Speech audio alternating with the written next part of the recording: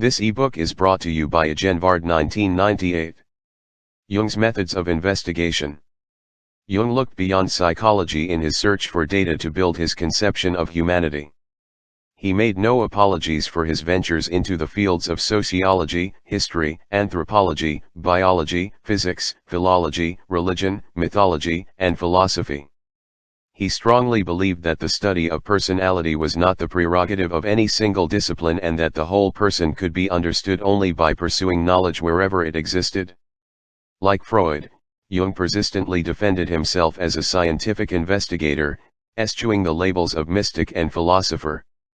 In a letter to Calvin Hall, dated October 6, 1954, Jung argued, "If you call me an occultist because I am seriously investigating religious, mythological, folkloristic, and philosophical, however, unlike average people, they are aware of the regressive process that leads to self-discovery. Seeing unconscious images as potential material for new psychic life, self-realized people welcome these images as they appear in dreams and introspective reflections. Fantasies in modern individuals and ancient texts, then you are bound to diagnose Freud as a sexual P-word since he is doing likewise with sexual fantasies." Nevertheless, Jung asserted that the psyche could not be understood by the intellect alone but must be grasped by the total person. Along the same line, he once said, "Not everything I bring forth is written out of my head, but much of it comes from the heart also." Jung gathered data for his theories from extensive reading in many disciplines, but he also gathered data from his use of the word association test, dream analysis, active imagination, and psychotherapy. This information was then combined with readings on medieval alchemy, occult phenomena, or any other subject in an effort to confirm the hypotheses of analytical psychology. Word association test. Jung was not the first to use the word association test, but he can be credited with helping develop and refine it. He originally used the technique as early as 1903 when he was a young psychiatric assistant at Bergholzli. And he lectured on the word association test during his trip with Freud to the United States in 1909. However, he seldom employed it in his later career. In spite of this inattention, the test continues to be closely linked with Jung's name. His original purpose in using the word association test was to demonstrate the validity of Freud's hypothesis that the unconscious operates as an autonomous process. However, the basic purpose of the test in Jungian psychology today is to uncover feeling-toned complexes. As noted in the section of levels of the psyche, a complex is an individualized, emotionally toned conglomeration of images grouped around a central core. The word association test is based on the principle that complexes create measurable emotional responses. In administering the test, Jung typically used a list of about 100 stimulus words chosen and arranged to elicit an emotional reaction.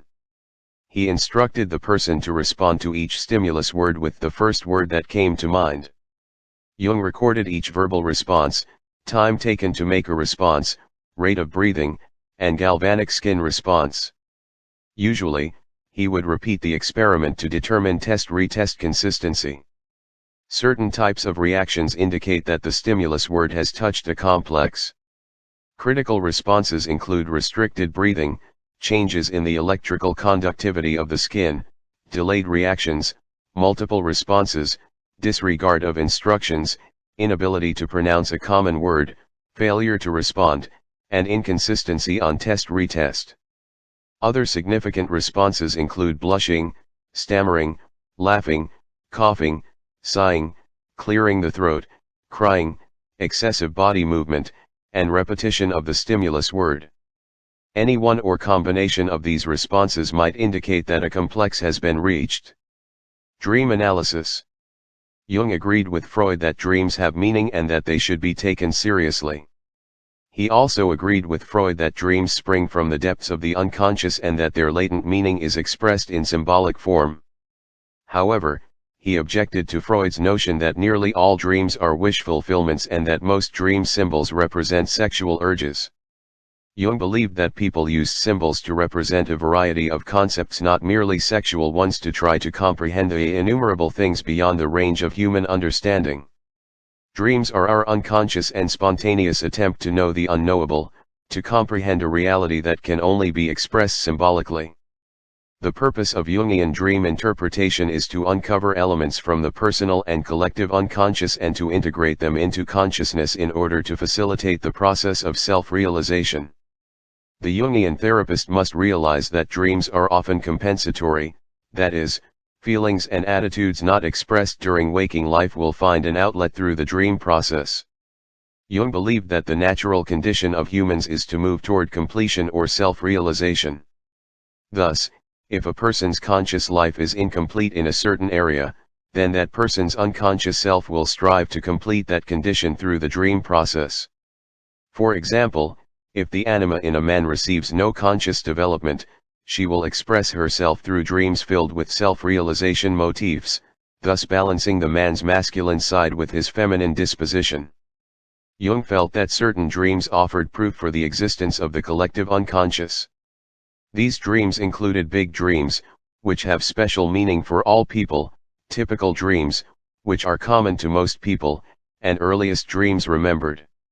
In Memories, Dreams, Reflections, Jung wrote about a big dream he had while traveling to the United States with Freud in 1909. In this dream briefly mentioned in our biographical sketch of Jung was living in the upper floor of a two-story house. This floor had an inhabited atmosphere, although its finishings were somewhat old. In the dream, Jung realized that he did not know what the ground floor was like, so he decided to explore it. After descending the stairs, he noticed that all the furnishings were medieval and dated to the 15th or 16th centuries. While exploring this floor, he discovered a stone stairway that led down into a cellar. Descending again, I found myself in a beautifully vaulted room which looked exceedingly ancient. As soon as I saw this I knew that the walls dated from Roman times.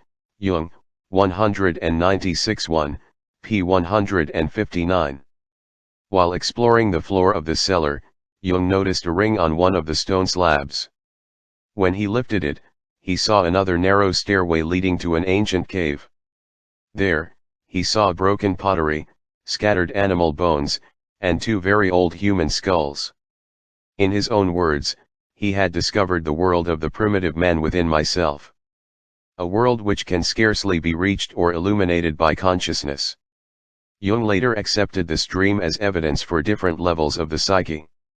The upper floor had an inhabited atmosphere and represented consciousness, the top layer of the psyche. The ground floor was the first layer of the unconscious and but not as alien or ancient as the Roman artifacts in the cellar, which symbolized a deeper layer of the personal unconscious. In the cave, Jung discovered two human skulls, the ones for which Freud insisted Jung harbored death wishes. Jung, however, saw these ancient human skulls as representing the depths of his collective unconscious. The second kind of collective dreams is the typical dreams, those that are common to most people. These dreams include archetypal figures, such as mother, father, God, devil, or wise old man. They may also touch on archetypal events, such as birth, death, separation from parents, baptism, marriage, flying, or exploring a cave. They may also include archetypal objects, such as sun, water, fish, snakes, or predatory animals. The third category includes earliest dreams remembered. These dreams can be traced back to about age 3 or 4 and contain mythological and symbolic images and motifs that could not have reasonably been experienced by the individual child. These early childhood dreams often contain archetypal motifs and symbols such as the hero, the wise old man, the tree, the fish, and the mandala. Jung wrote of these images and motifs, their frequent appearance in individual case material, as well as their universal distribution, prove that the human psyche is unique and subjective or personal only in part, and for the rest is collective and objective. Jung presented a vivid illustration in one of his earliest dreams, which took place before his 4th birthday. He dreamed he was in a meadow when suddenly he saw a dark rectangular hole in the ground. Fearfully, he descended a flight of stairs and at the bottom encountered a doorway with a round arch covered by a heavy green curtain. Behind the curtain was a dimly lit room with a red carpet running from the entrance to a low platform. On the platform was a throne, and on the throne was an elongated object that appeared to Jung to be a large tree trunk. It was a huge thing, reaching almost to the ceiling. But it was of a curious composition. It was made of skin and naked flesh, and on top there was something like a rounded head with no face and no hair. On the very top of the head was a single eye, gazing motionlessly upward. Filled with terror, the young boy heard his mother say, "Yes, just look at him. That is the man-eater." This comment frightened him even more and jolted him awake. Jung thought often about the dream, but 30 years would pass before the obvious fallacy became apparent to him.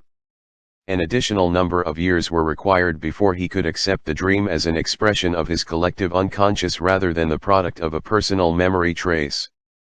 In his own interpretation of the dream, the rectangular hole represented death, the green curtain symbolized the mystery of earth with her green vegetation, the red carpet signified blood, and the tree, resting majestically on a throne, was the erect penis, anatomically accurate in every detail.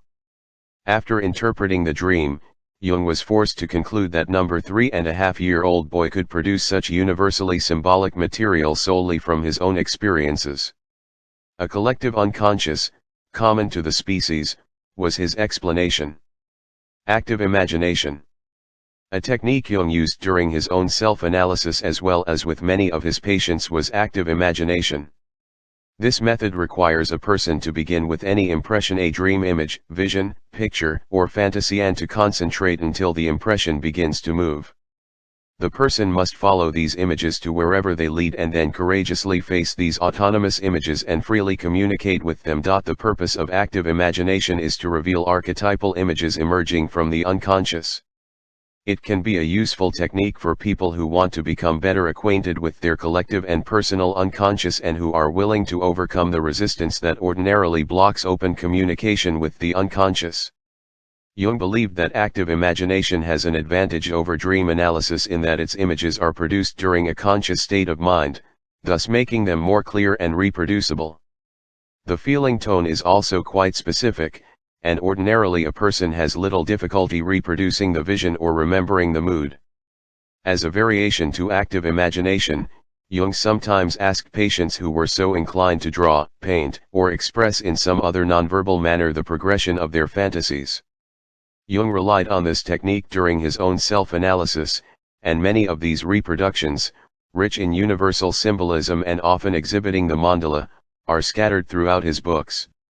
Man and His Symbols, 1964, Word and Image, 1979, Psychology and Alchemy, 1952, and Claire Dunn's, 2000, Illustrated Biography, Carl Jung, Wounded Healer of the Soul are especially prolific sources for these drawings and photographs.